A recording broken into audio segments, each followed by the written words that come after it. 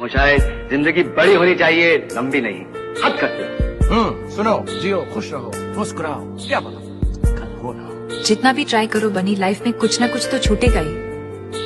तो जहाँ है वहीं का मजा लेते ना। जो दिन, जो घड़ी, जो खुशी, जो भी जिंदगी में मिले उसे बटोर लो, क्योंकि ना जाने कल ये दिन, ये घड़ी, ये खुशी फिर मिले ना मिले। मौत के डर से अगर जिंदा रहना छोड़ दिया तो मौत किसे कहते हैं?